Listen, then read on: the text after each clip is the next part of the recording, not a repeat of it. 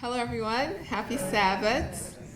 And welcome back. If you were here 2 weeks ago, it's good to see everyone today.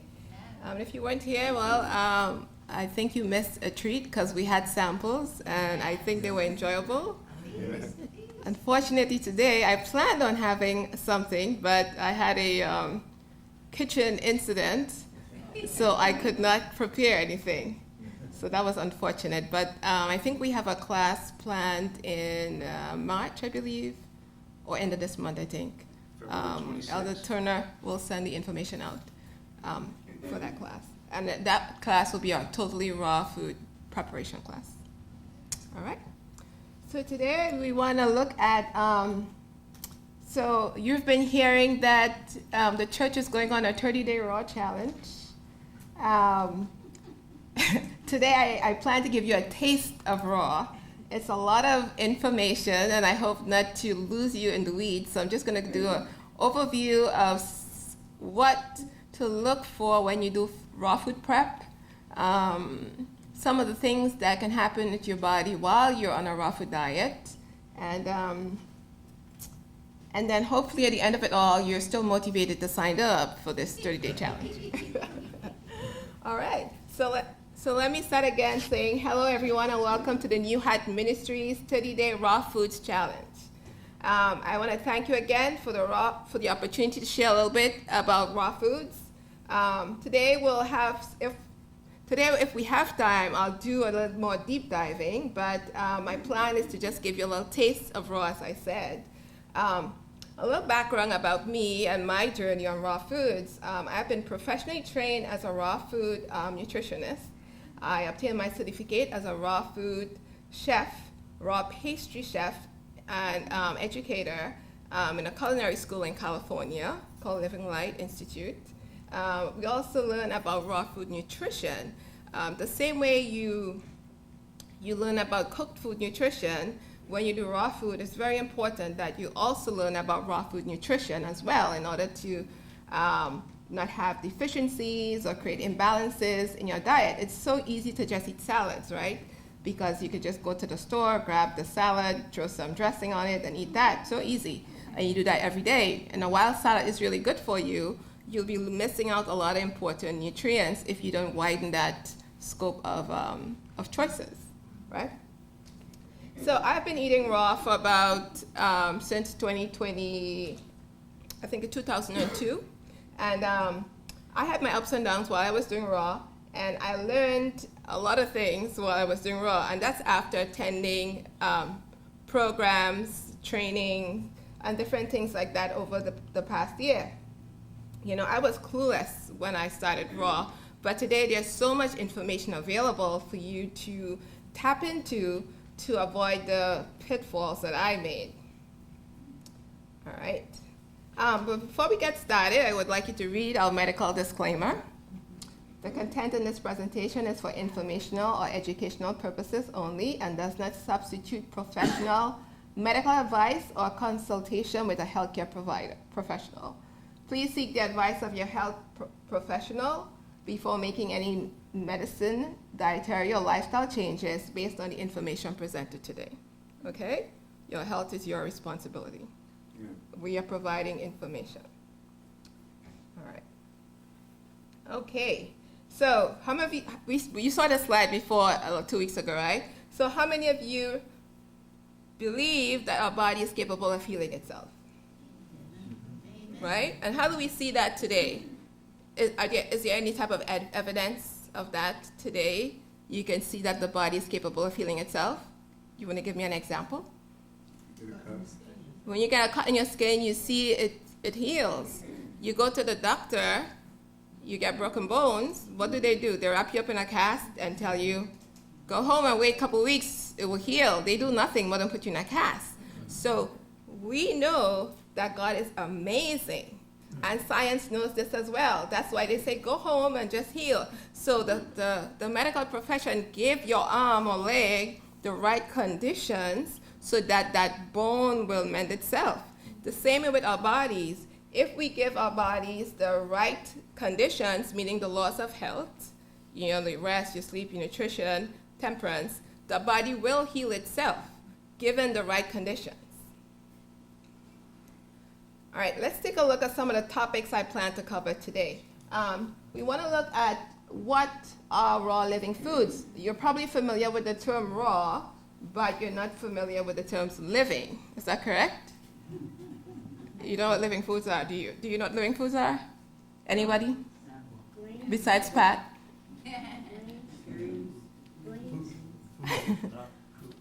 Right, so raw is food that's not cooked, and living is a little different, but people use them both interchangeably. But I'll tell you what, we'll discuss what the differences are.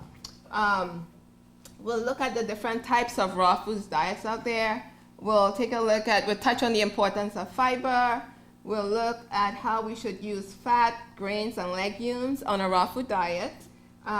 We'll also take a look at why we want to eat raw living foods. Like why would I eat raw living foods when I can have a burger, a pizza, some bread slapped in butter? Why do I want to eat raw living foods? We'll take a look at the cells and how man was created, and how we could provide nutrition for those cells. We'll touch on a little bit of raw food preparation and what's important from preparing the food for optimal nutritional value. And we'll look at some key nutrients that you want to make sure you have when you go on this journey to ensure that you have the proper minerals and nutrition and vitamins that you need so that you wouldn't get deficient. And we'll also take a quick look at what a raw kitchen looks like. You don't have to transform your kitchen, but it's good to have a few tools in there. And then we'll take a closer look at the 30-day raw food challenge. Does that work for you? All right. So at the end of it all, we hope to empower you to sign up to join the Ministries 30-day raw food challenge. I hope we don't scare you away after we present all this information. The decision is to be made today? No, you don't have to make decision today, but you go away with information that will empower you to make the right decision. Right?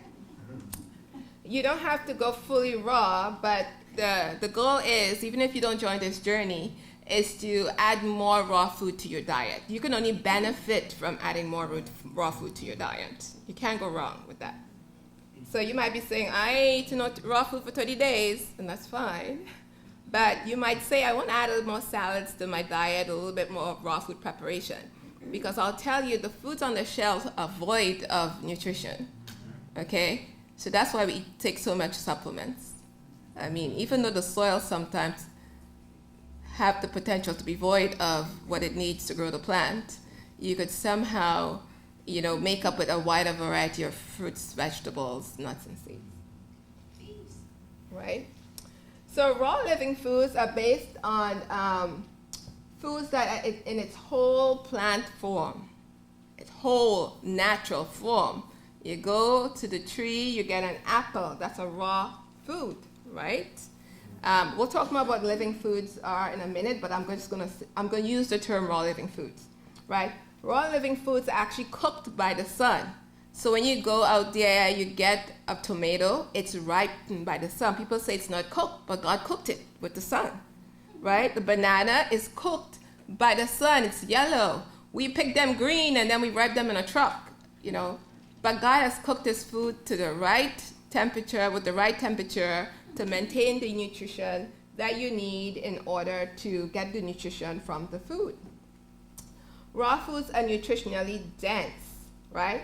With their God-given vitamins and minerals, and not removed, and they're not removed just as the food on the shelves where they remove the nutrients from the food.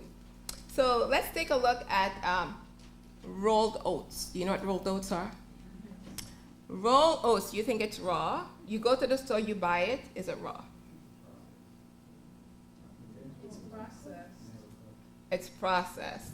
The actual oat grain is like a seed. I was supposed to bring some to show you, but it's like a seed. But the one on the store, it's flat. So people may say, I'm making a raw oat crust, and they grab the one on the store. That's not raw. It is processed. Heat has been applied. It's just not cooked, but it's not raw. If you want to use raw oats, you buy the oat groats, the actual seed, and then you'll have to sprout it, wake it up a little bit. It will grow a little tail to say, hey, I'm alive.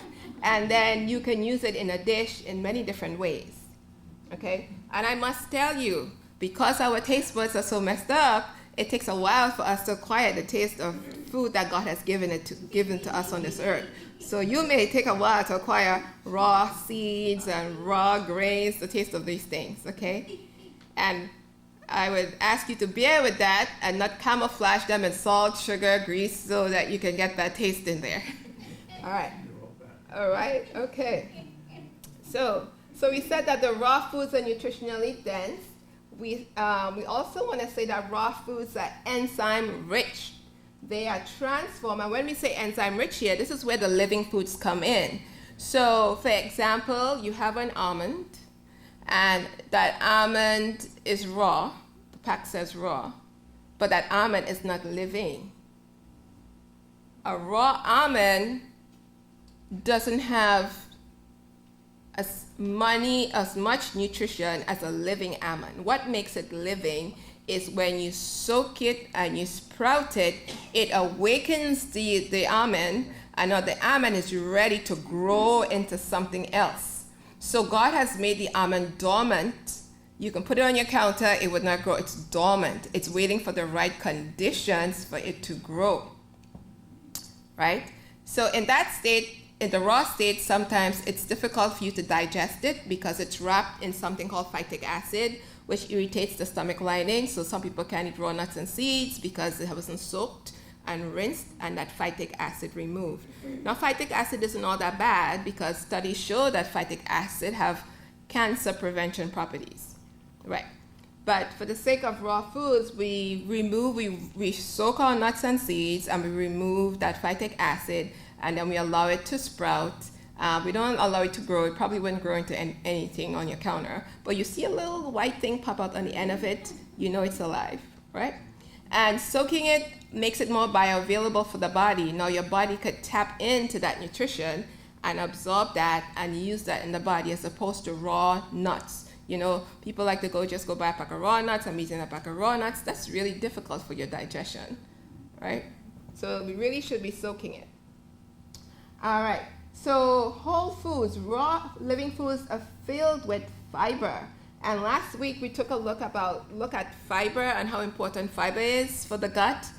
Fiber is really essential for your microbes in your gut to make sure that that population thrives and grows. And I said in the presentation last 2 weeks, if you don't give our gut enough fiber, the microbes will start eating at the gut lining. And that's when you start to lose your diversity in your gut. So we need to make sure that we have a lot of fiber, specifically soluble fiber in our diet when we do raw food. So, which means that we need to have a wide variety of dishes or foods in our meal planning and our meal prepping when we create our dishes for this journey. Okay. So raw foods are not processed, they're not cooked, they're not barbecued, they're not grilled, none of that. No type of processing. No grease, that's right. And we want to say raw foods also is immune boosting and regenerative for the body.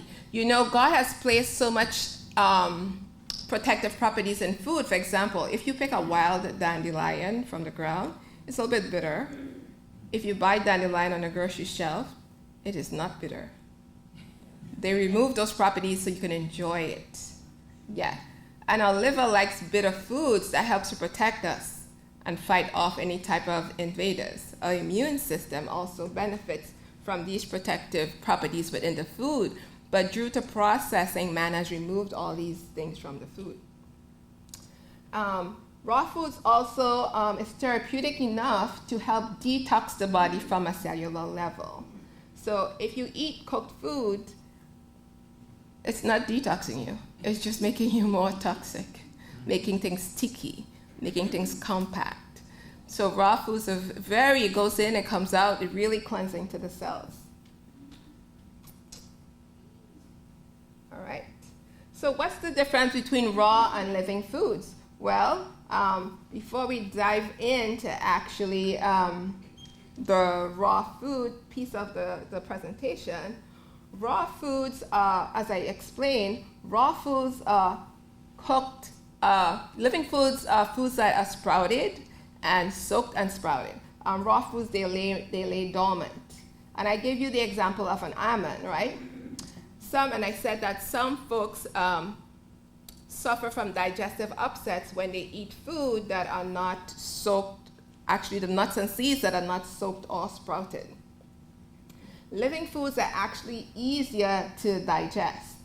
And these foods are your sprouts, your microgreens, your soaked nuts and seeds, or your cheeses if you make cheeses. Some people make sauces from nuts and seeds. Those are really easier to digest, especially if you add a little bit of digestive enzymes to those nuts and seeds to make your sauces and your cheeses.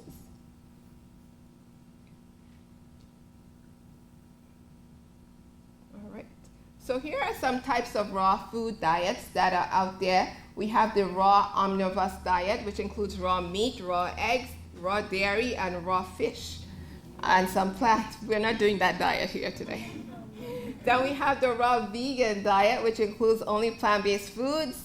But I consider the raw vegan diet more gourmet than anything else because people add a lot of nuts and seeds, and they add all these fillers, and they want to use a lot of cheeses and the cashews, and I call it gourmet. You entertain with the raw vegan diet, and they add oils and all these different things. Some of it are mucus forming in the body. Then we have another version of the raw diet called fruitarian, and that's where you just live on fruits, only fruits. And then we have the raw living foods, which we just discussed, which included your microgreens, your sprouts, your cultured foods, and some wheatgrass juicing and green juicing as well. So for this particular 30-day program, we are going to focus on raw vegan and raw living foods because they are balanced. I teach a combination of raw living foods which focuses on mucus-free cellular nutrition. I take the best of the both worlds and I combine them into an approach that reduces the mucus in the body. And what I mean by mucus is that when you eat foods that your body reacts to, like the cooked food, high acidic foods, the body starts to develop mucus in your body. And then eventually you have aches and pains because you're very inflamed, things like that. Your gut needs a lot of fiber, as I said, for the microbes to live and to maintain a good gut lining. If those microbes have no fiber, as I mentioned, you will get things like leaky gut, IBS, and different gut health challenges. So let's take a look at what the professor from the University of Michigan has to say about fiber in the diet. So Eric Martens, he's an associate professor of microbiology at the University of Michigan. He says the high fiber diet keeps gut microbes from eating the colon's lining and protects against infection, according to an animal study that they did. He says when the microbes inside the digestive system don't get the natural fiber they rely on for food, they begin to munch on the natural layers of the mucus that lines the gut, eroding it to the point where it's dangerous and bacteria will start to grow. So the lesson he said that he learned is that, that if we don't feed our gut microbes, it will start eating us. So the American Heart Association suggests that we eat at least 25 to 30 grams of fiber a day. And we can eat more than that if we can. But, increase your fiber intake gradually because you can suffer from gas and different experiences. So you are familiar with this slide, so I won't get too much into it. We looked at this last time. And dietary fiber can be split into two categories. We have our soluble and our insoluble fiber. The soluble fiber is the one that ferments in the gut and creates short-chain fatty acids. And that's the one that the microbes feed on in order to live. But the insoluble fiber is just as important because it helps to move material through the digestive system. Okay? All right. So here are some grains that are very beneficial while you are on a raw food diet. The grains are derived from grasses, include alfalfa, clover, corn, whole grain, wheat, barley, rye, millet, rice, and oats. In raw foods, these need to be soaked and sprouted, as we discussed, before we prepare them. And we have legumes, which includes your beans, your peas, your lentils, your soybeans, and your peanuts. And we have the pseudo grains, which is your quinoa, your amaranth, your buckwheat. These are not really wheat-based grains, but they have all the grain-like properties. They're considered something like a grass or something, or a seed or something like that. But for this particular program, you should keep it really simple and focus on, say if you want to do grains, you can sprout alfalfa and make microgreens, clover, you can do wheat berries, if you get the oat groats, you can also sprout those as well. And you can make things like grain porridges, grain burgers, you mix that with some nuts to make the burgers or vegetables. So there are different things that you can do with the grains when they are sprouted. But I want to challenge you to maybe like in the second week of the 30-day fast to avoid all grains. And the reason why I say that, I want you to see if there's a difference between eating grains and not eating grains, because the grains are hybridized, and if you don't get really good grains, you can actually make yourself worse. And studies are showing that some of people's particular situations, whether it's aches and pains in the body, could be linked to the inability for them to break the grains down, causing acid buildup in the body. What's Hybridized. It's the grain is not in its original, like how it was originally intended to be. So man has taken it and removed different things and manipulated the seed in order for their own purposes. Okay. All right. So one of the pseudo grains I really like is buckwheat, and you had that last time over your mousse. Those little seeds. Those are really nutritious. They're filled with vitamin B. They have soluble fiber, and they're very easy to sprout. They sprout like in a day or two. So if you want to get those are great. They can make porridges. You can blend them up into smoothies.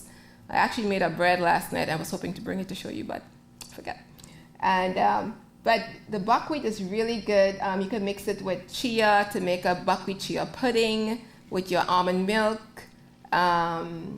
If you have a dehydrator, you can make buckwheat crackers.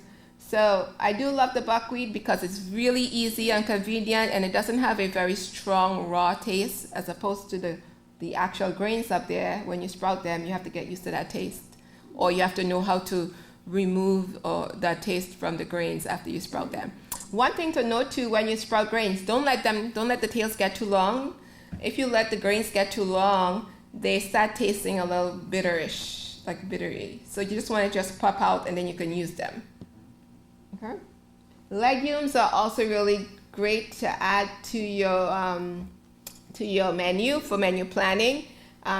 Lentils are really easy to sprout, and I didn't put mung beans up there, but mung beans are also really easy to sprout as well. You can sprout those and marinate them, just as how we did the kale, but you don't have to put avocado, but you can put lemon juice on there, the garlic on there, and let them soak overnight, and then you can use them on top of a salad, on top of some cauliflower rice, or some zucchini pasta.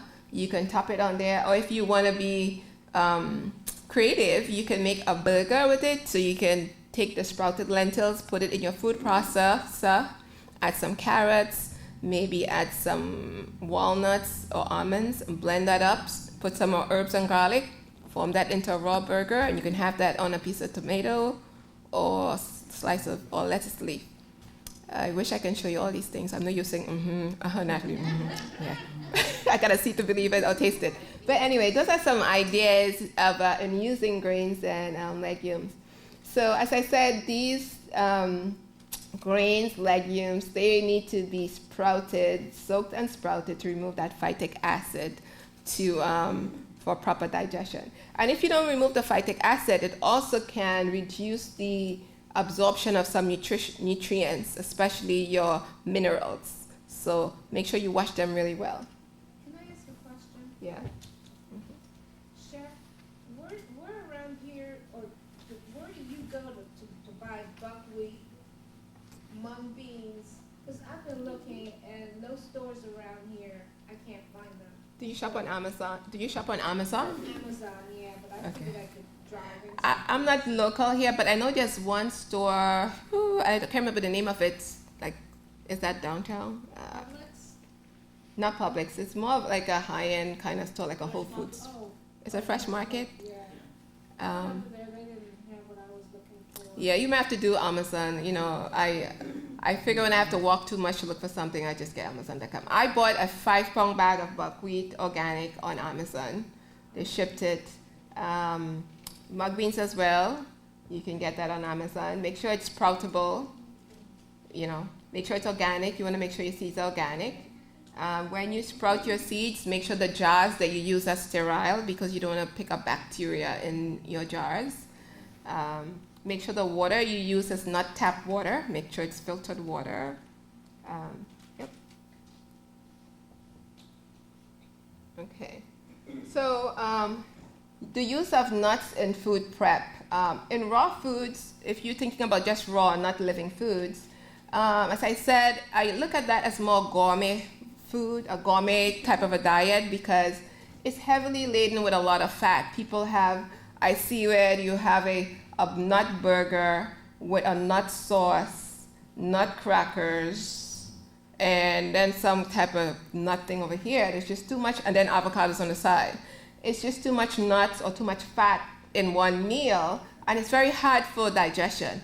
And if you're looking to lose weight, I mean, it really should minimize the fat in a meal to just one type of fat or the same type. So what I mean is, if you're making a burger with almonds, which is a nut, then the fat you want to put next to that will be another type of nut. But still, you know, don't go overboard with the excessive nuts. It's just too many things in one meal.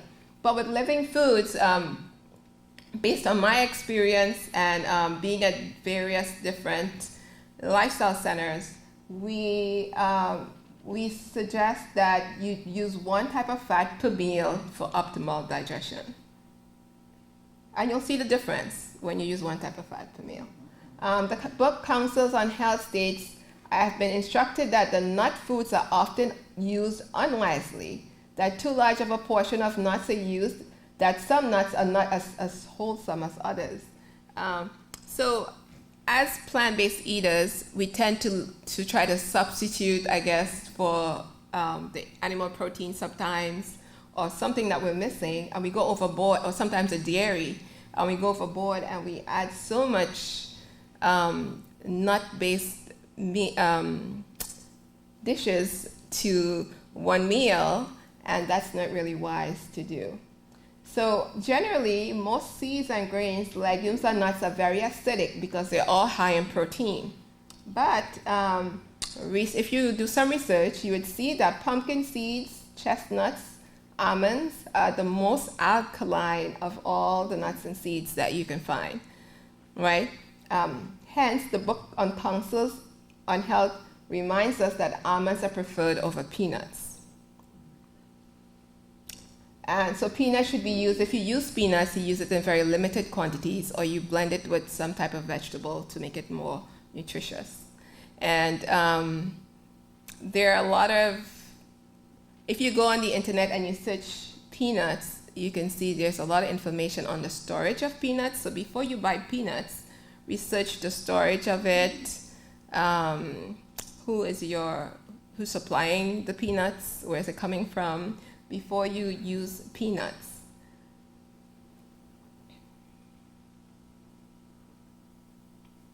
Okay, so why eat raw living foods? Why would we eat raw living foods? Is there, besides the 30-day challenge? Why would we want to add that to our diet? It doesn't seem very exciting. And maybe we can have the Turners give us a testimony. They've been doing it for a while at some point in time. All right. So, well, brothers and sisters, as I said, the food is cooked by the sun. This is the food that God has given us. You know, you might say that my granny never gave me raw foods, or that's not what I did when I was a child. Who wants to eat raw foods? It doesn't sound healthy or nutritious. But I hear you, my dears. But the benefit outweighs all the excuses that you have. So especially in this day and age, and what's going on now, adding more of these to your diet is really, really important. You know, and God has given all these things. You can actually, you don't even need a stove in your house. You can go outside if you live in the islands, I guess. And if we had the apple trees in our backyard and the berry trees, we can just pick off the tree and eat it. You know, it's already ripe by the sun. Right.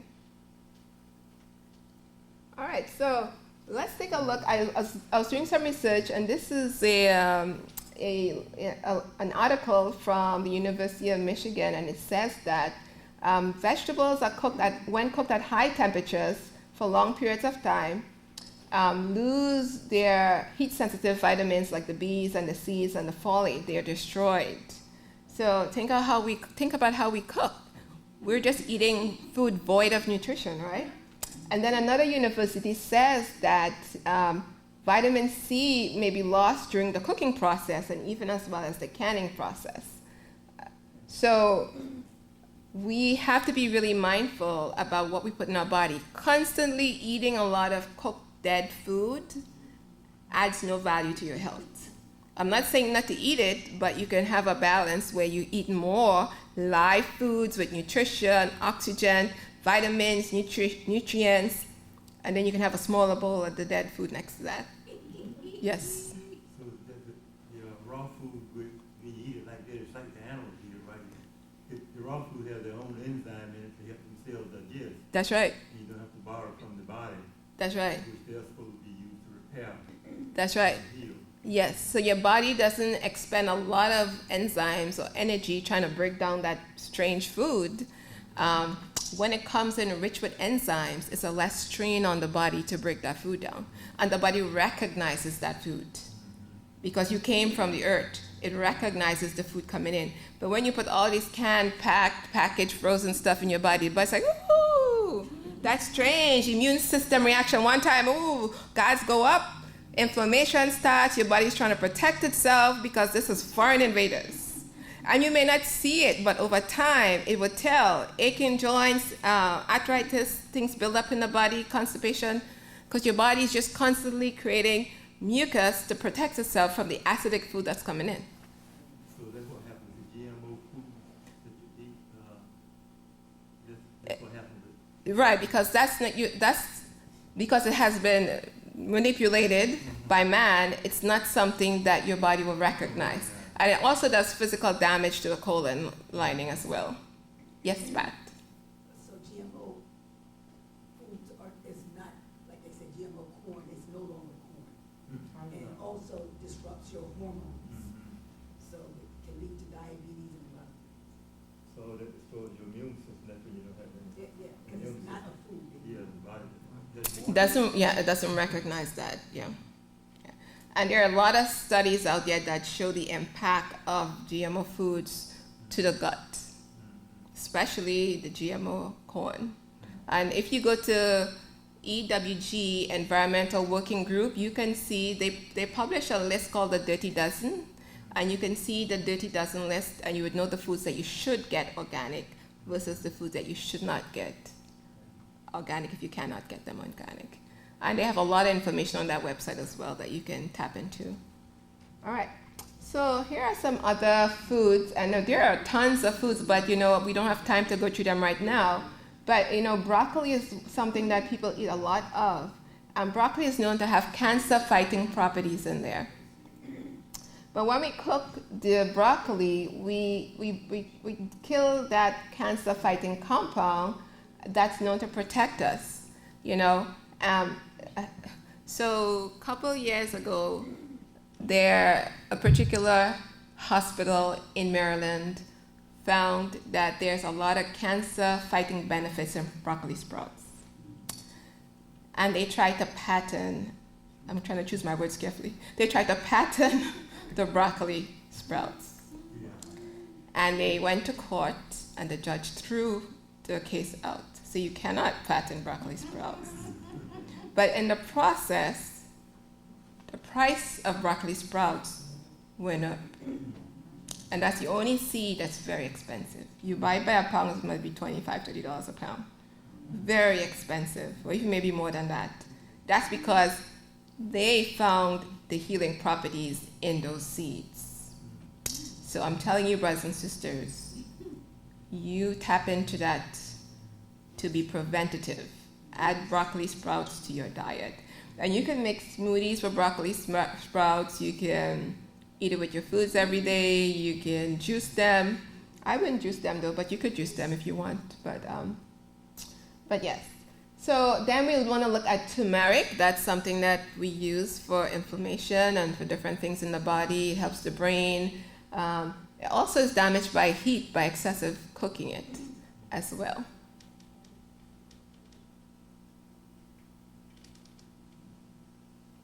Okay. So another reason why we want to eat a living raw foods diet is because it's our original diet in Genesis 1:29. It says, "Behold, I have given you every herb-bearing seed, which is upon the face of the earth, and every tree in which is the fruit of a tree yielding seed, to you it shall be for your meat." So God gave us the plants of the field, and the fruit thereof, he says in Ezekiel 47, and the fruit therefore will be your meat, and the leaf for medicine. So the book on Counsel on Diets and Food says, in order to know what are the best foods for man, we must study God's original diet. Somebody had a question? Oh. He who created man and he who understands his needs appointed Adam his food in Genesis 1:29, which is our original diet. So I would like you to tell me, how did God plan for Adam and Eve to eat this original diet? Did he give them the diet, and after that, like Genesis 1:29.5, microwave, a stove, oils, butters, baking sodas, fillers, salt, In the beginning. appliances? We gotta get every gadget to kill the food. So I figure, if Adam and Eve had to rely on cooked food, they must be deprived. They must be nutritionally deprived.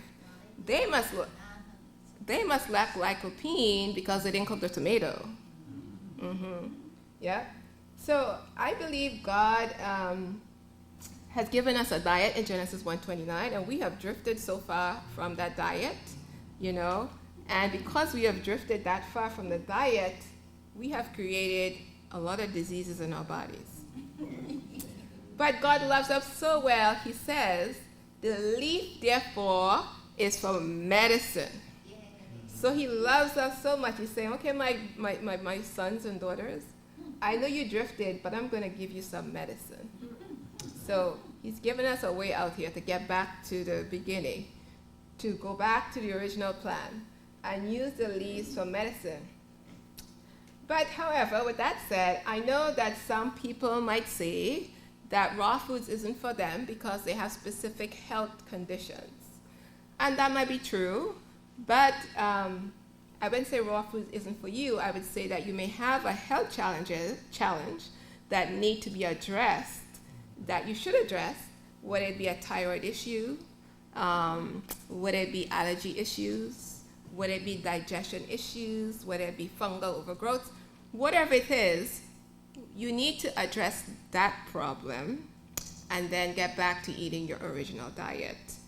For example, if you have a thyroid condition, say hypothyroidism, which means your thyroid is slow and your metabolism is very slow, you want to slightly steam your cruciferous vegetable, so that it wouldn't continue to slow the thyroid down. So you slightly steam those, right? So that will help you, because if those vegetables have goitrogen in there, and the goitrogen slows down the thyroid. But if you're hyperthyroid, then you can eat those vegetables raw, in their raw states, right? If you have digestive issues, you can add some digestive enzymes to the raw food. You can blend, do more blending, create more soups, these different ways to enjoy the raw foods despite the health challenge that you have. And if you have that and you want to reach out to me, I can help you with that, right? So I wouldn't say to eliminate raw foods totally, but I would say let's try and work on what that issue is and add, as much raw food as you could handle until you can handle more of it. All right. So another reason why we want to eat raw living foods, most of the food on our shelves look like this. A lot of people feed our children this because it's convenient. I can buy it on the shelf, and I'm sure none of you have these things in your pantry, none of these things in your pantry, because we know the health message. So, and all of these things, they have some type of dye in there or ingredient so that it can live on the shelf forever. Don't you want to live forever? Why would you put these things in your body? Right? These type of food, I call them chemical cuisine, and it weakens your immune systems and it sets you up for all type of lifestyle diseases. Okay, let's look at the angry child. The angry child is angry because, we want to give the child sweets, biscuits, and all these different things. So you see the additive that goes into packaged food, where these additives are used.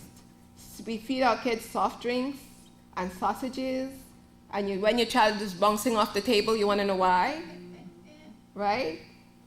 You're eating biscuits, jellies, sweets, and all these different meats, and when you have allergies, you want to know why.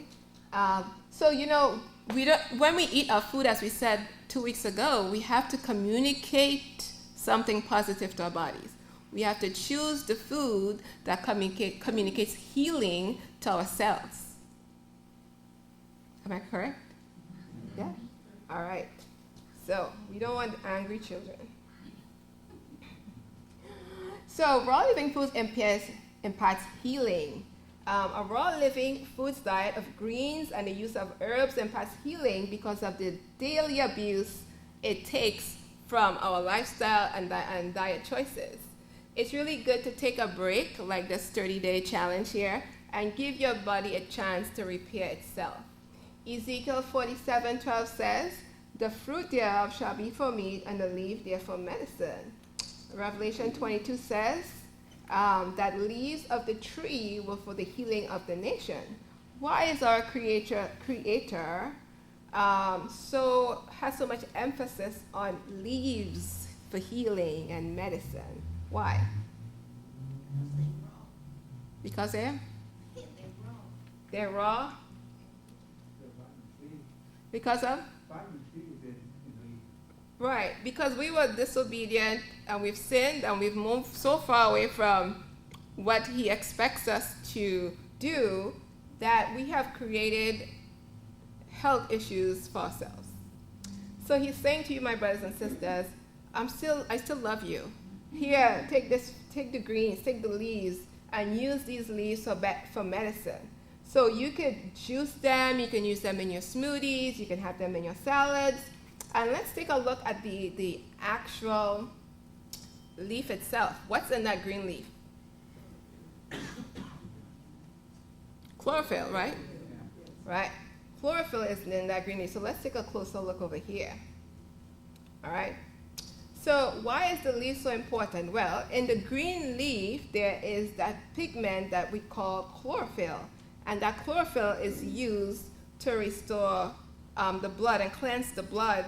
I don't know how many of you have been to like a wellness center or sanatorium or something like that.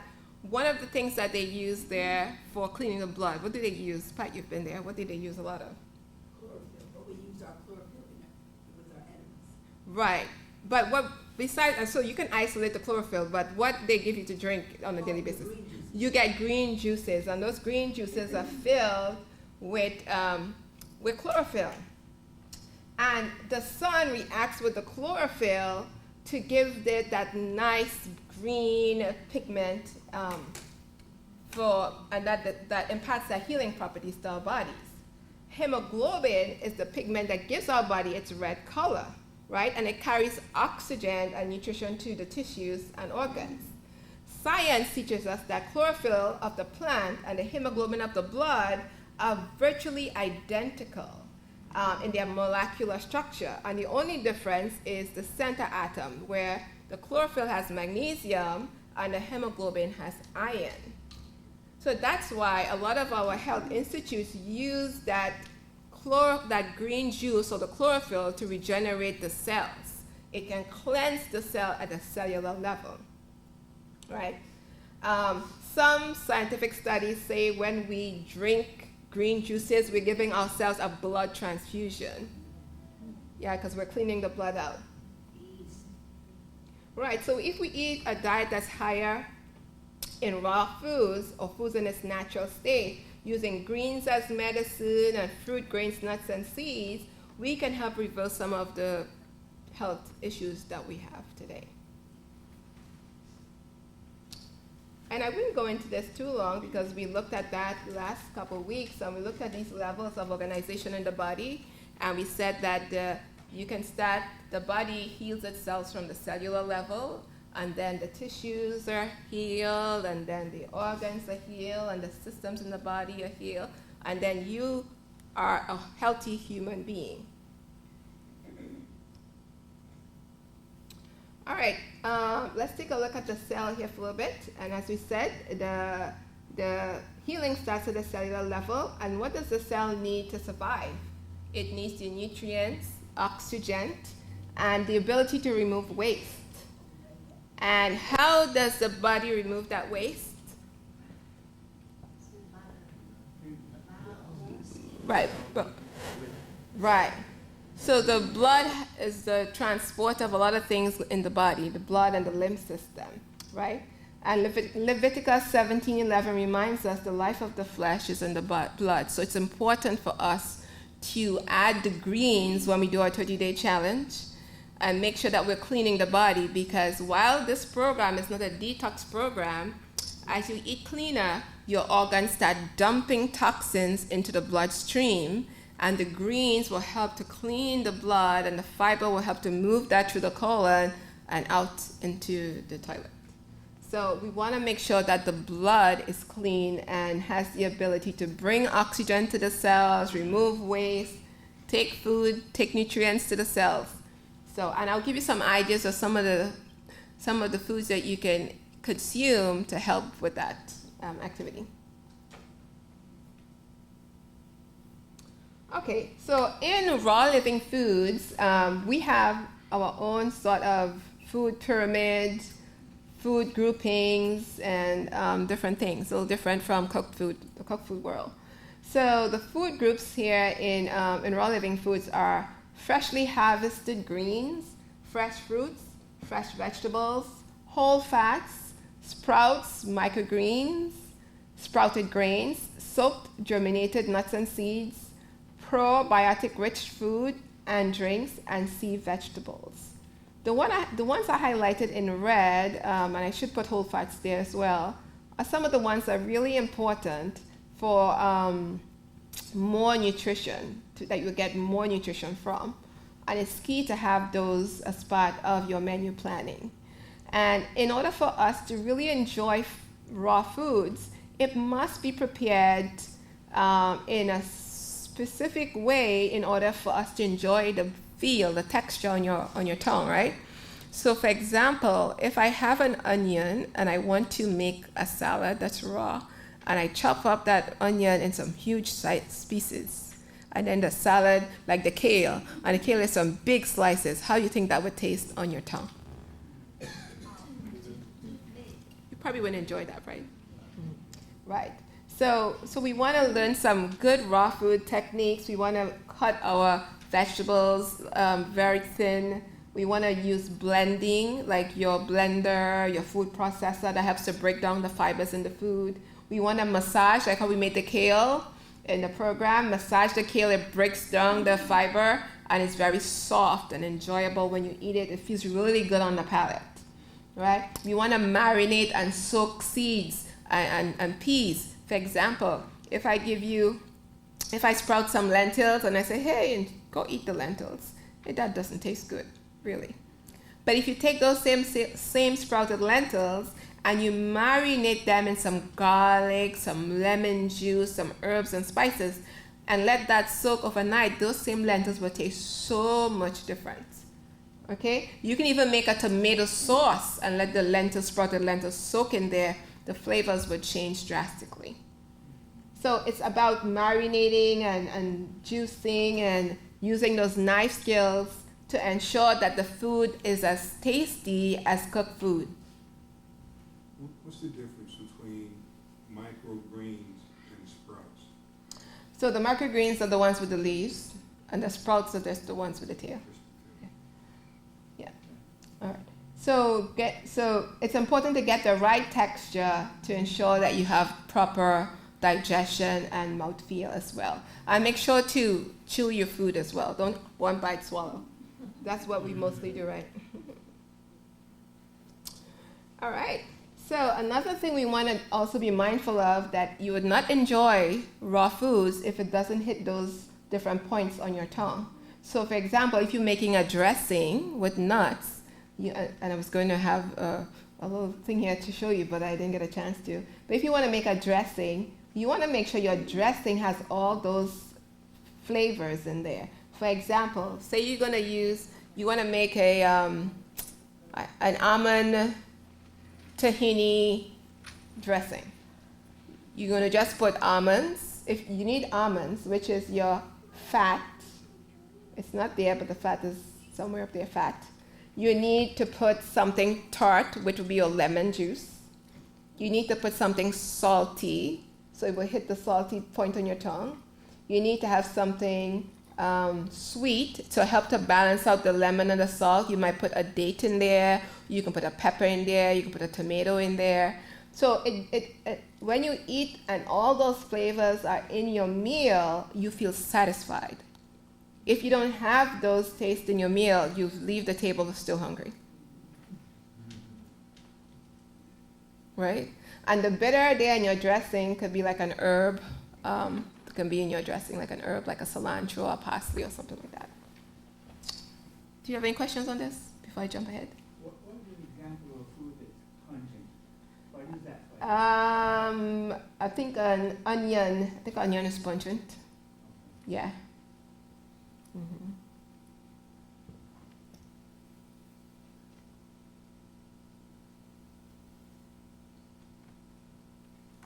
All right.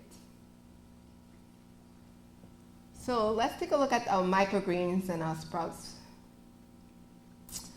Have any of you sprouted before? You've done? Okay, great. Nice. Awesome. So you guys are ahead of the game here. So you can sprout basically anything. You can buy your seeds online. Make sure they're sproutable seeds. The trays that you use, make sure they are washed very well and sanitized to avoid any bacteria or contamination. And you can eat sprouts with basically anything. You can make smoothies, toss them on salads. You could make raw breads, pizza crust, crackers, pies.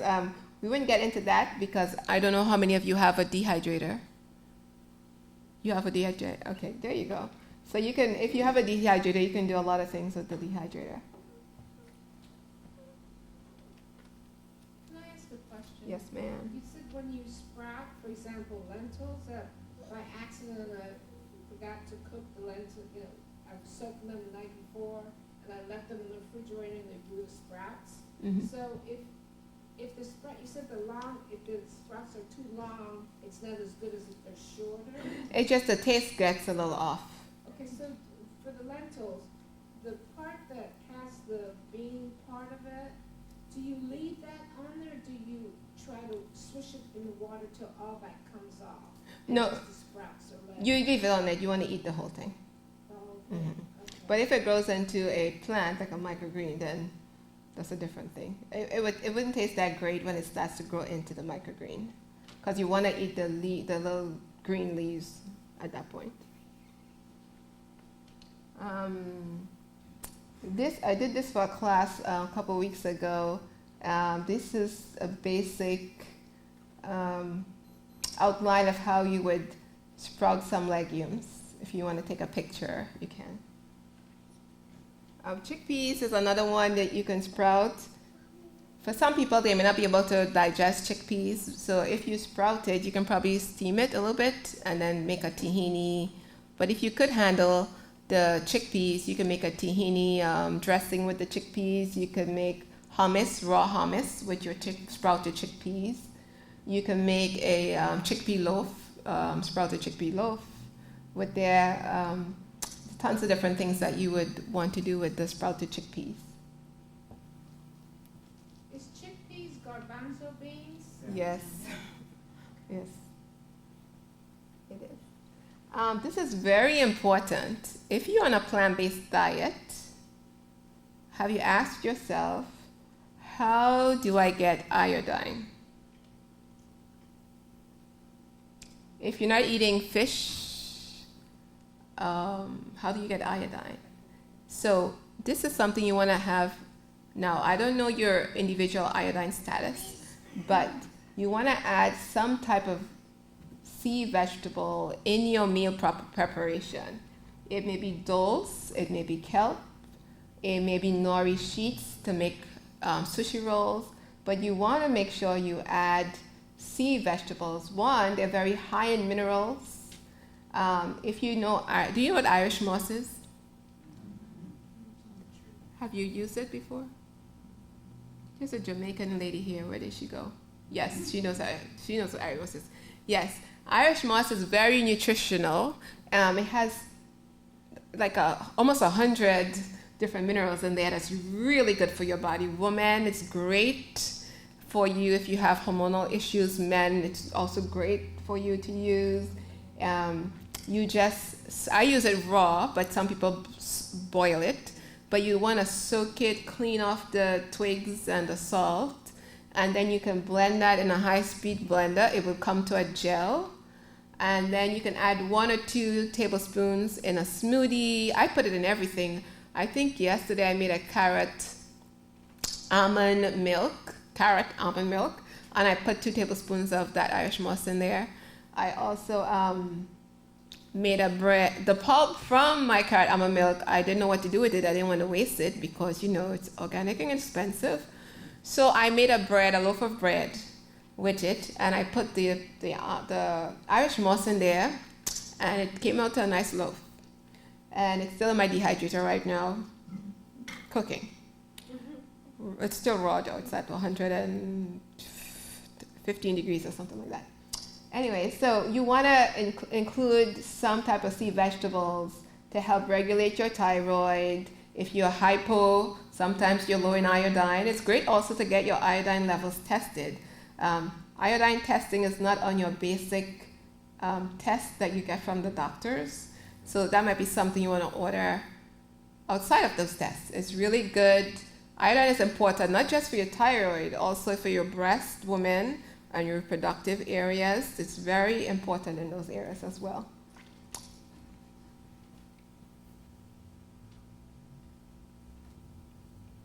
All right.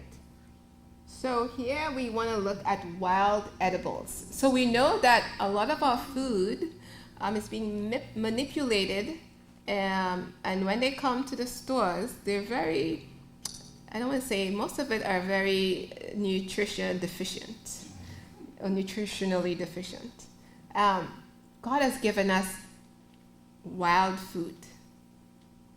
And this is just a few of them. There's so many things out there.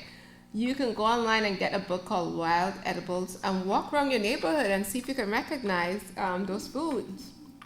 Because those foods, untouched by man, they are packed with nutrition, packed with healing properties, packed with protective properties. They are food in its original form. And if you can find wild foods, wild edibles, and you add that to your juices, your smoothies, your salads, you'll be doing yourself an amazing thing with the nutrition you will get from those. I don't know if you know purslane. That's the one on the left. Purslane. Now, I have that growing in a pot in my yard, and let me tell you something. It is like a weed, and people probably just weed it out their yard, but it runs like a weed. But it's the highest plant source of omega-3 fatty acids.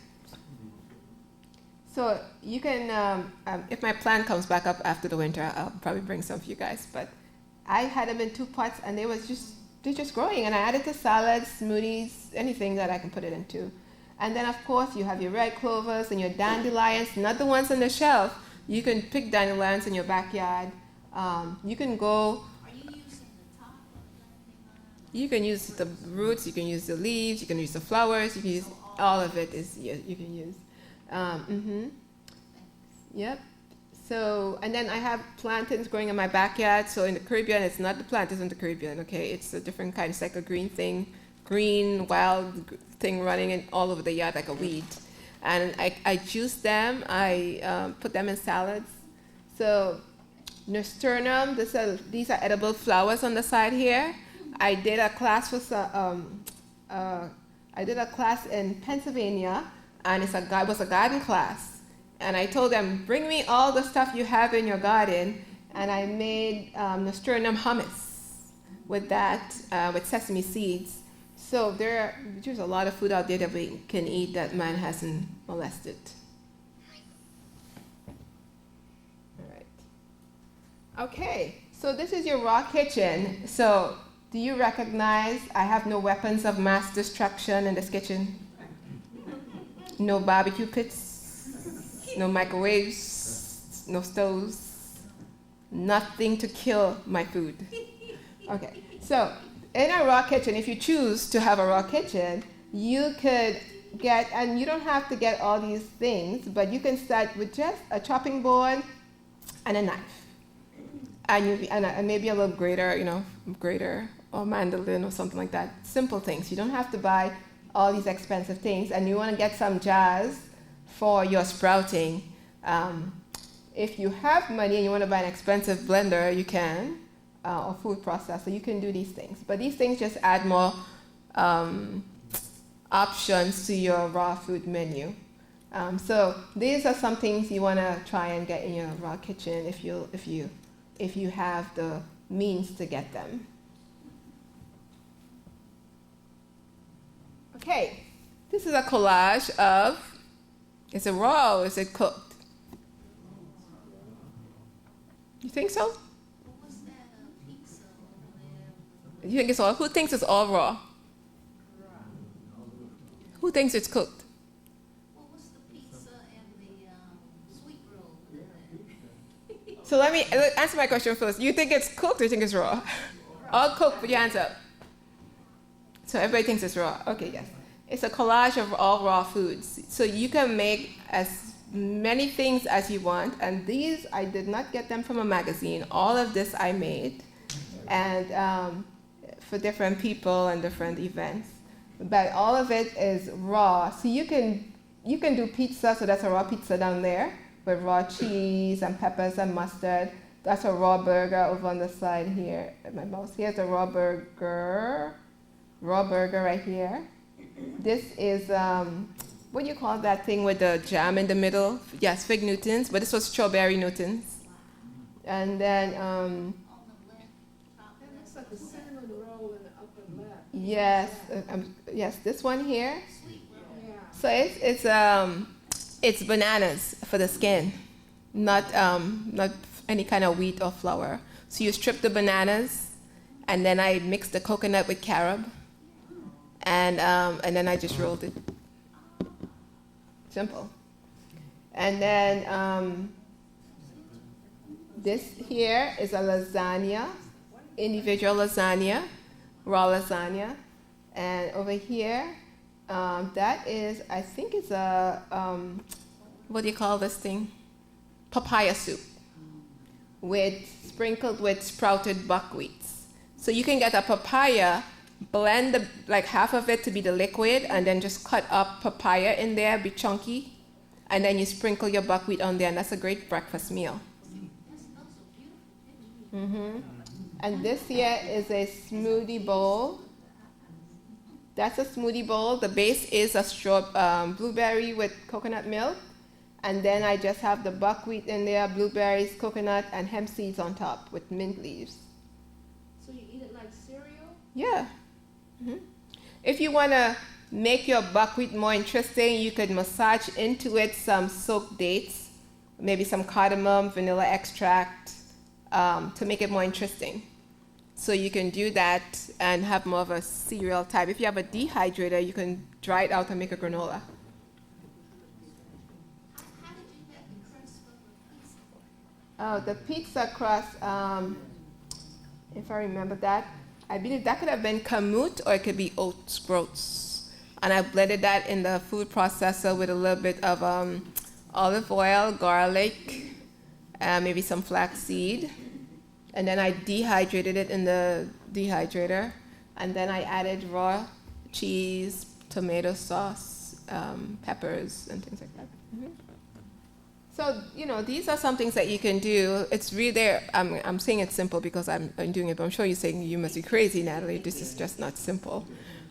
But you just do your best. God is going to give you what you need to do what you need to do.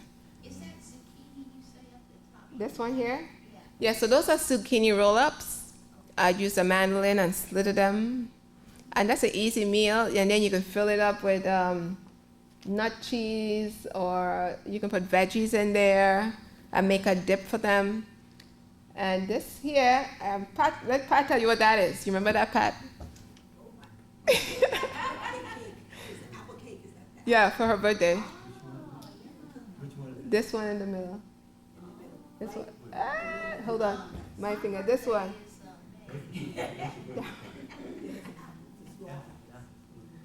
It's layered apples with some almond cream. And then on top we got crushed up walnuts with some cherries, soaked cherries. Yeah. So it was, and that we didn't add any sugar, right? The sweetener was the apples. Yeah, you just layer it. Almond cream, and you make it thick, apples, almond cream, apples, that kind of thing. Yep. A feast. That was So you can enjoy all these goodies on this diet, but it depends on what you want to do and the purpose of your of the diet, of the challenge. Okay, I'm going to jump ahead. So let's talk about the 30-day raw food challenge. So I want to say that this is not a detox program, because if it was a detox program, we will be having a longer conversation. It's just a simple challenge. We're not trying to make it complicated. It's 30 days to reset your body. What?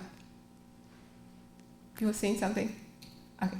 It's 30 days to reset the body, give your body a break from cooked food, and, But even though it's not a detox program, when you eat the raw foods, your body will still dump toxins into your bloodstream. And you want to make sure that those toxins don't make you nauseous or sick or anything like that. So the benefits of raw foods, consuming raw foods, you get weight loss, it's nutrition dense, as we saw. It's very cleansing, it's rejuvenating and healing, as we said earlier. And it's high in fiber, and it's high in natural food enzymes, and it also boosts your immunity. Okay, so when we embark on this 30-day raw foods challenge, you need to think clearly. What is your goal? What are you trying to accomplish? What's your why for doing these 30 days? If you don't establish your why, you will fall off the bandwagon halfway through. So take some time before you get into the program and write down, why am I doing this 30-day program? It might be that you want to lose some weight. It might be that you want to have a more spiritual walk with Christ. It might be you just want to reset your body. It might be that you're just working on a specific health challenge. What is your why? you write down your why, and then you get like sticky notes and you stick your why all over your kitchen. Trust me, when it's cold, you might want to go dig in the freezer for something to eat, or go in the cookie cabinet to get a cookie. So either you don't put the foods in your house, or you stick those things all over and remember your why. And then you hold on to God and say, Lord, you gotta take me through this. Are there some quick things that you can have, like, in those moments, already, you know, that you can just take? Yeah, that are good, like, pick-me-uppers? Well, we'll talk about that in a minute. So I don't think we're starting it today, but we'll start. I think we're going to start next week or so. Elder Turner will let you know when he wants to start. But I believe that we should take this week and prepare yourself mentally. Prepare your house. If you have Twinkies in a cupboard somewhere, you want to clear the Twinkies out or put it where you can reach them. So maybe across in the garage where you have to walk across in the cold to get them. You know, make it difficult to get those foods that will tempt you. So mentally prepare yourself. Remove those tempting foods. Plan around your daily activities. You know, like I have to go to work. I mean, I have done 30-day challenges and eaten raw food and done detoxes while I worked. I knew where the toilet was. I knew how to get there. I knew how much time I need to get there. I know when I drank my food at the meeting after. I just kind of thought the whole thing through because I wanted to stay on my program. So you have to take some time to take it through. Nothing should be a surprise. You can't say, oh, I had to go to work today, so I didn't prepare a raw meal. I'm just going to have a burger or whatever it is that's close by. So you have to prepare. You have to plan. If you don't plan to fail. Right? Decide on where you're going to do your shopping.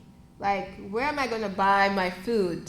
So you want to make sure the store that you're going to shop at has what you need for your menu, for your food items.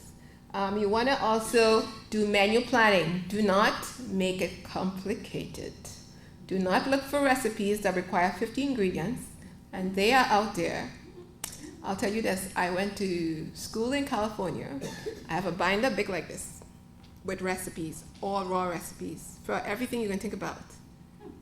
The lists are too long. I am not shopping for 5,000 ingredients for a recipe. I rarely use my binder. And I paid for this thing. I rarely use it. But I just don't like using complicated recipes in my food prep because I don't want to be in the kitchen all day. Really. So look for short, easy recipes. Let me give you an example. You want to make a soup. You want to make, say, a tomato soup. You need a tomato. You need to make that taste flavorful. You need some herbs. And you need something to make the tomato thick. Those are about 3 or 4 things. So the thickener might be a nut milk or a piece of avocado. And your herbs can be your garlic, a little bit of lemon juice, and your tomato. That's it. You don't need anything else. That's it. And you use the same concept. You want to make a broccoli soup. Broccoli, your thickener, and some herbs and spices. So you want to just keep it simple. You want to make a wrap. Lettuce, some avocado, some veggies. Wrap. You want to make a dip. You might do an avocado dip with that same wrap. You know, so just keep it simple. Even the kale salad we did 2 weeks ago, that's raw. You can do that, you know. So you want to make a milk drink. You can do nut milk. You can add, let me say this while I'm on it. Carob, most of the carob out there is not raw. Unless it says raw carob, it's roasted carob. Just remember that. Is roasted carob so much worse than the raw? I mean, what's the roasted carrots would taste more like a coffee kind of taste? Mm-hmm. Yeah, the raw ones, not as strong and pungent as the roasted ones. But to get raw carob, you have to probably go online to look for raw carob powder. I'm sure the stores around here wouldn't have it. Yeah. Yeah. So you can make raw carob milk. You can make carrot milk. You can make sprouted milks. You can use your raw nut milks with different things. But let me warn you, don't get stuck on too much nut milk. Try to get in a lot of your greens and your fiber in there, right? Pay attention to your plan for cravings, right? You will have your cravings because you're depriving yourself. It takes 21 days to build a habit. So within those first few weeks or days, you'll be feeling for this. I'm feeling for warm food. It's cold outside. I need a warm soup. But you could actually warm up your soups a little bit. If you want to do raw soups, you just take the soup bowl and put it down in a bowl of hot water and just stir the soup. It wouldn't boil it, but it will, make it a nice room temperature. So back to planning for cravings. So you can do warm herbal teas. You can find strength through Christ. You can look for some verses in the Bible to hold on to. Make sure. Go ahead. Okay, so at meat, we use the potassium broth. So You cook could- the vegetables and you throw the vegetables away. And then you just eat the water. You could do that as well. You can do potassium bread, but yes, you'll be wasting a lot of vegetables. But you can. It's minerally high in minerals, the potassium bread. So you put all your carrots, your potatoes, your onions, garlic in there, and some greens, some celery. You cook it down, and then you strain it. You can drink that water. You can drink that in between meals, actually, just as your warm herbal teas. Well, does those vegetables that she's talking about, do they all have to be organic? Because sometimes it's hard for me to find organic stuff Mhm. here. Yeah. Do what you can. Doesn't have to be organic. Okay? Do what you can. If you can afford organic, buy organic. It's recommended, but if you can't do organic, do what you can. Okay? Yes? Now, Walmart, but you gotta catch them when the vegetables come. Walmart does have organic celery, but yesterday when I went, it was old. Yeah. It was only $1.96. They have organic carrots. So Walmart has some organic things, and they're not that expensive. And, where else? So you have a Publix down there, they should have some, organic things. All right. So with that, you do get some detox symptoms that might come up while you're on your 30 days. You might get constipation. You might have some headaches. Itchy skin sometimes, rash, nausea, pain in joints, things like that may happen. There are a couple different things that you can do for constipation. You can they sell herbal teas that you can have at night, or you can add prunes to the diet as well, or you can do prune water. If you soak the prunes in some water, you can drink that water.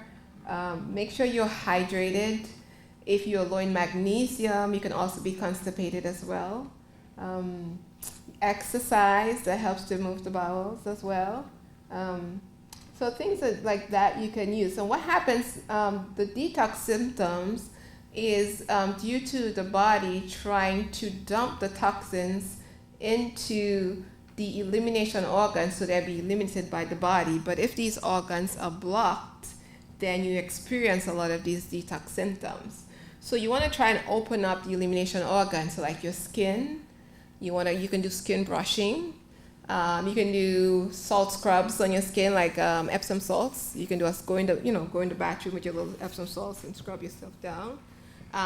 You also want to go outside and do deep breathing, opening up the lungs so fresh air can come in and bring oxygen to the body. You also want to help the liver deal with the load of toxins that's coming in. So you want to add herbal teas to the program, like dandelion tea, milk thistle, your turmeric. Those things will help flush the liver while it's going through this 30 days of detoxing. If you feel comfortable, you can also add magnesium supplements to your diet as well. If you have a tub at your house, you can also do detox baths. So you can fill your tub up and you can put some Epsom salts in there, maybe some essential oils. You can add some pink Himalayan salt to add minerals to the water. And all those things you can use to help open up the pores. If you have a sauna, you can also do that as well. You also want to support the immune system as well, because your immune system fights for you. It attacks invaders. So you want to fight the immune system. You can do some hydrotherapy in the shower.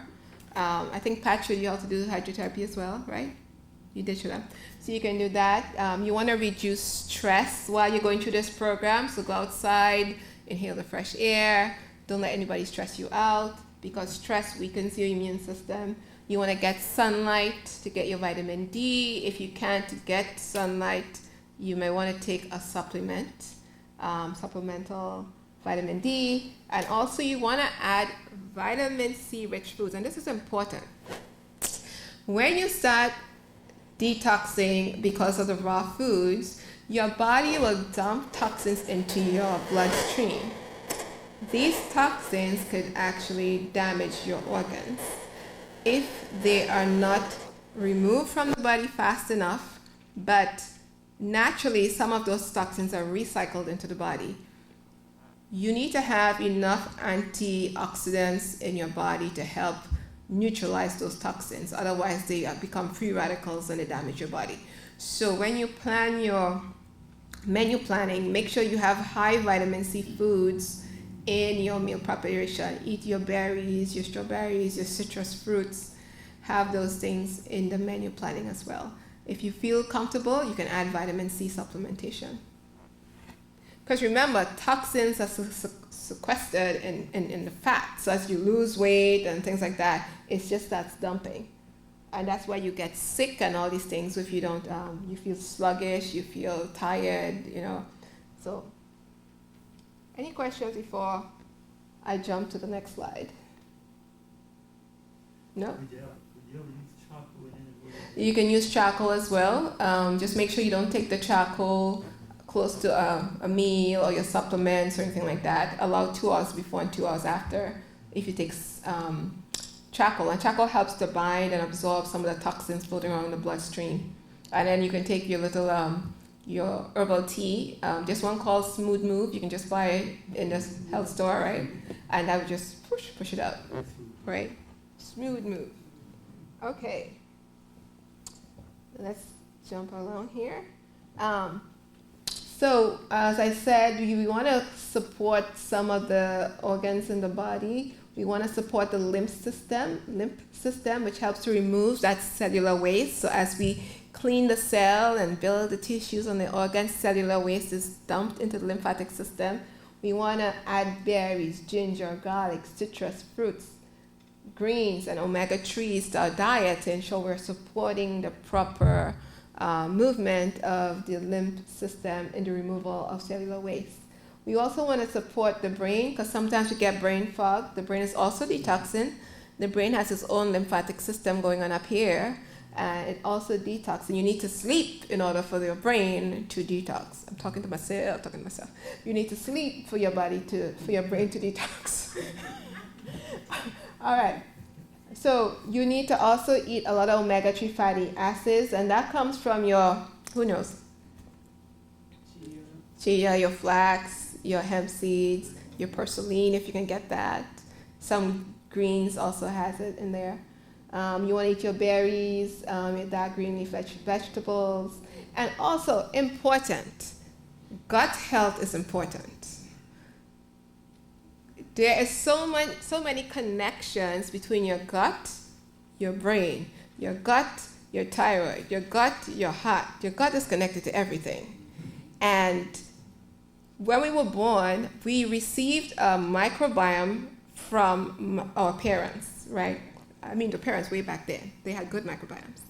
But as we grow and we live in this world of cleaning and antibiotics and everything has to be clean and we no longer want gardens and everything, we start losing gut diversity.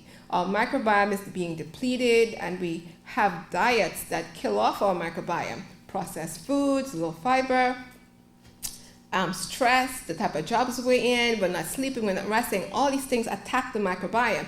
And we are quickly diminishing the diversity in our microbiome. And then people get allergies, they have leaky gut, and they have all these different digestive issues. So with respect to the brain, if the gut is not healthy, you start getting things like brain fog, very emotional, aggressive, depressed, all these things happening. So there are studies out there, and I actually was reading one recently where they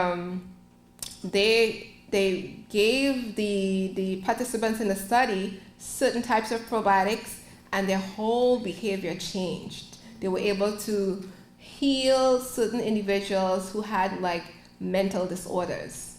So in this program, if you can purchase probiotics, and I will show you a way to make your own probiotic drink if you want to. That's very inexpensive. But if you can buy probiotics and use it while on this program, please do so. But remember, you need that fiber to feed those probiotics to keep them alive in the gut. Right? You want to support the blood. As we said, the blood is the transporter. It transports everything. The life of the flesh is in the blood. You want to keep the blood clean. So you want to add foods to the diet that will help you keep the blood clean. Your cruciferous vegetables, iron-containing foods like your dark green leafy vegetables and some culinary herbs. You should add like your cilantro and your parsley. You want to add there. You want to also fight inflammation. Some of you may have inflammation because of your current diet choices and lifestyle. So you want to add things like your berries, your turmeric, your omega-3 rich foods. And please, no cooked oils. No oils if you can. Use whole fats. If you could not use oils, just maybe detox from oils for this 30 days and use whole fats. See how creative you can get without using oils in your diet. You can use flaxseed for your good fats, avocados, hemp seeds, chia. Yes, and if you're having trouble, call me and I can give you some ideas.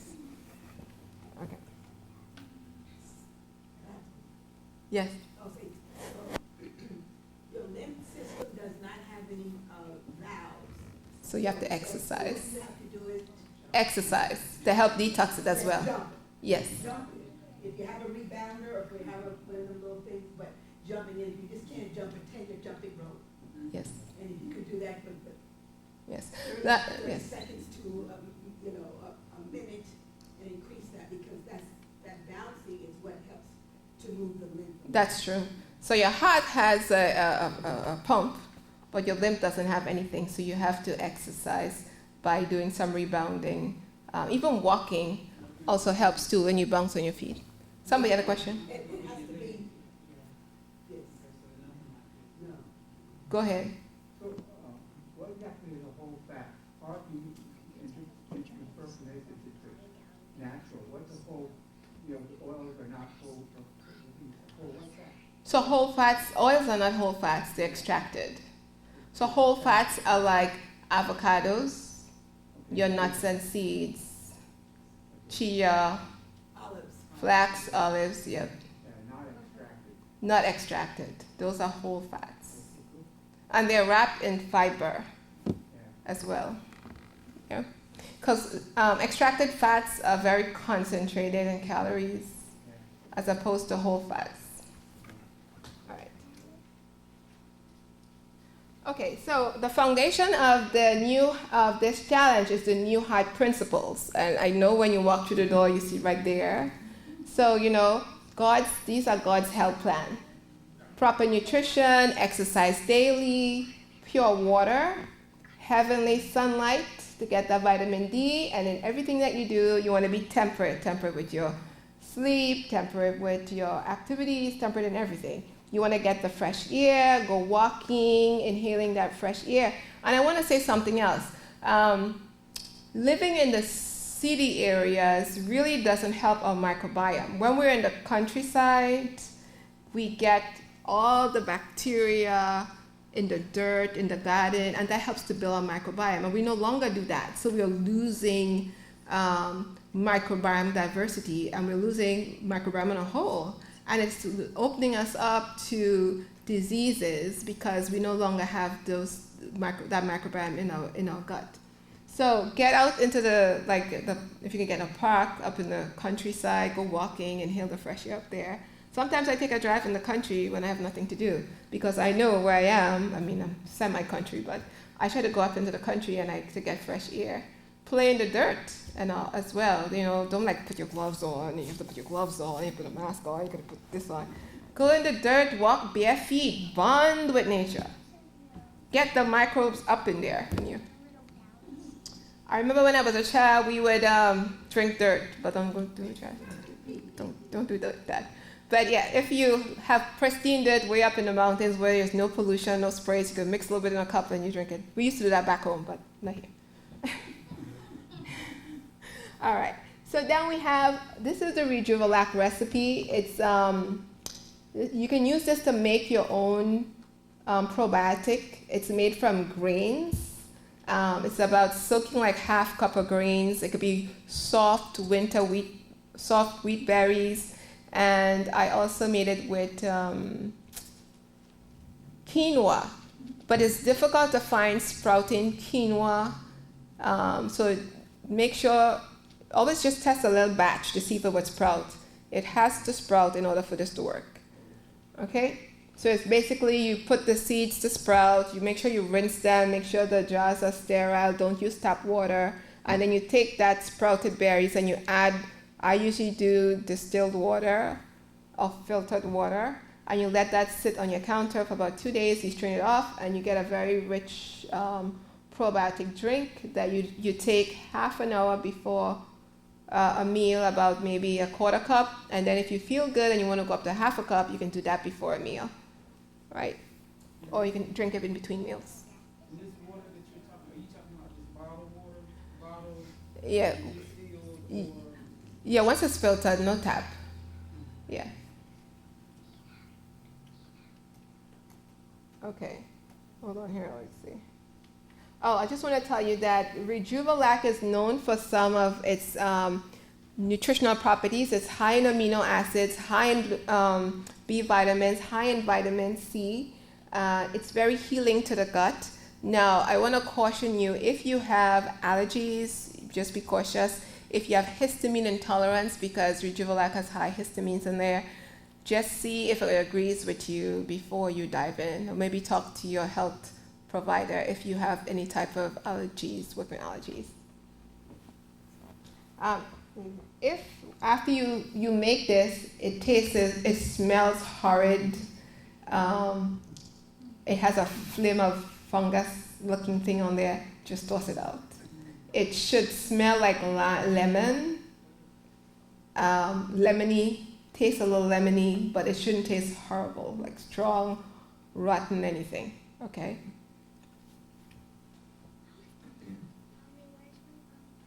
All right, so this is a recipe you can try. You don't have to put the lecithin in there, it's optional. What else is here? It's just a chia bowl. You can switch out the mango for blueberries, strawberries. This could be a breakfast, it could be a dessert. Okay, these are pictures, all right. This is another recipe you can try. This is a breakfast bar. Make sure you get raw carrot powder. If you have a dehydrator, you can dry out the sprouted buckwheat groats, but if you don't, you could dry them out as much as possible with a towel and then use them in the recipe. And this is buckwheat. You get proteins in here, you'll get soluble fiber in here as well.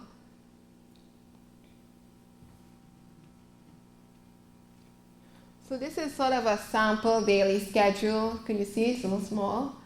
Typically, you'll get up and you'll do, some people drink warm water before, as soon as they get up, and then they have some warm lemon water, or you may just have warm lemon water. For breakfast, you can have a large bowl of fruit and then wait about 10 to 15 minutes, and then you could consume some raw protein meal like a chia pudding or oat smoothie or a chia bowl or something like that, some type of protein-rich meal. Or you can choose to have a vegetable meal for breakfast. It might be a big salad, it might be a wrap, it may be zucchini pasta. And then you can also pair that up with a veggie soup. And then you can do like maybe a walnut burger or some type of protein next to that. So those are some breakfast options. Your lunch can be, a small soup, a large salad, it could be a smoothie, and then you add your protein as well. your dinner, if you choose to have a dinner meal, it's optional. If you choose to have a dinner meal, it should be light and you should consume it before it gets dark, actually. So that dinner meal could be a fruit bowl, it could be a smoothie, a fruit smoothie. You can also make a soup from like cucumbers or pumpkin, some type of seed-based fruit. You can make, you can add a little avocado to make it thick. You don't want to consume protein or nut fats at night because they're very hard and they take to digest and they take long to digest. Otherwise, you would not sleep well. As well as we all, as you grow older, you lose the ability to break proteins down because your HCl, your hydrochloric level, falls as you get older. So at night, you don't want to have incomplete proteins in your gut while you're sleeping. It will ferment and you'll be feeding funguses and bacteria. Okay, and also, between meals, as I said, you can have herbal teas or the potassium broth. You don't want to eat and drink together, so make sure you're not eating and drinking together. Your soups should not be like just pure liquid. You should leave some chunkiness in there so you can chew your soups. And you want to allow 4 to 5 hours between each meal to allow for proper digestion. There's a mechanism in your stomach. It's called MMC. It's a sort of a motor. So after you finish eat, what happens is your body has this process where it sweeps the stomach to clear out any leftover food in there. And it only engages when you're done eating. It's about a 2-hour process, I think, to clean the stomach. So if you start back eating, it would never clear the stomach out. And what happens, that leftover food stays there and it starts to ferment. And that's how we get SIBO and fungal overgrowth and these things. So allow 4 to 5 hours between each meal so your food can properly digest before you eat the next meal. If at the end of your meal you still feel that you're not satisfied, maybe a small, not for dinner though, but for breakfast and lunch, you can do a small handful of nuts, soaked nuts. Make sure you soak them, and you can have that after your meal. And that brings me to the end of my presentation, and if you have any questions, I would take them now.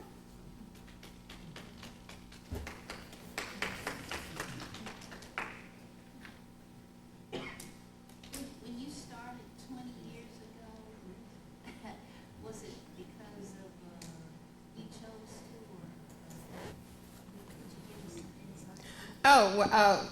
Well, I just moved to the U.S. and I started to work at Whole Foods in New Jersey. And at Whole Foods, New Jersey, it was one of those uppity areas, and you meet a lot of people coming in there. And I worked at the front and the cashier and the customer service area. And I met a lot of people, and I'm very talkative, I guess. I like to meet people. And everybody come through my line, I was like talking to them and all this kind of stuff, and people coming through there and they're into health. I'm coming from the Caribbean, didn't know about this stuff. I was just, And one of the marketing person for Whole Foods, she was hanging around on time, and somebody says, she was really, really, really heavy, and she ate raw foods and she lost all this weight. I was like, what is raw foods and she lost this weight? What? So I went to look it up, and then I'm like, wow. And then I met another person working there at Whole Foods. He was eating sweet potato and grapes for lunch. I'm like, what in the world? Just sweet potato, nothing added. Sweet potato, grapes. And I said, okay.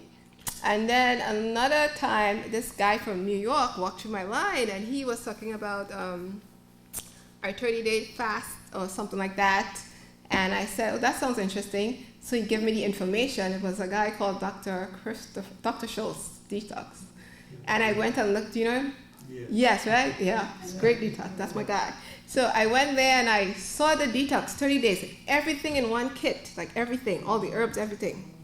And I purchased it and I went on my 30-day detox. And after that, I decided I would not eat anything that has a mommy or daddy and a face. And and then I think I kept in contact with this guy, and he kept giving me all this information. He used to have raw food meetups and stuff, and I would go to the meetups and and the people bring in their raw foods, and I would go home and try my own thing, and I was getting to like it. I'm like, oh, this is great. And then I connected with the lady in Whole Foods, and she told me about her journey, and I started talking to the guy who was eating the thing, and he told me, I'm like, what? And I said, I love this thing so much, it just cannot be a hobby. I had to go get trained. And I said, so I started to look for places to go get trained, and I ended up in Puerto Rico. I went to an institute there, and I trained on living foods first before I even got into raw foods. I got trained there, and then while I was there, a lady that was there mentioned the school in California. So when I got back to the U.S., I went to the school in California, and God has blessed me so much. My job, I could travel and work. So I went there, and I got certified as a chef, an educator, and these different things. And then after that, I came back, and in the meantime, I would, still connect with people that were interested in this type of lifestyle. Then after that, where did I go? I went to school in Florida, and I got trained there as well. And I just love the creativity of raw foods. That I was just excited to go anywhere anybody had a training.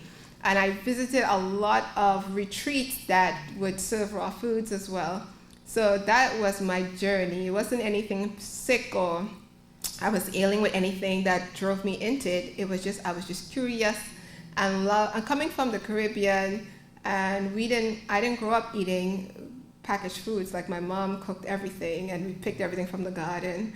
So it was like so intriguing to me that you could prepare this food with all this stuff in there and make it taste so good.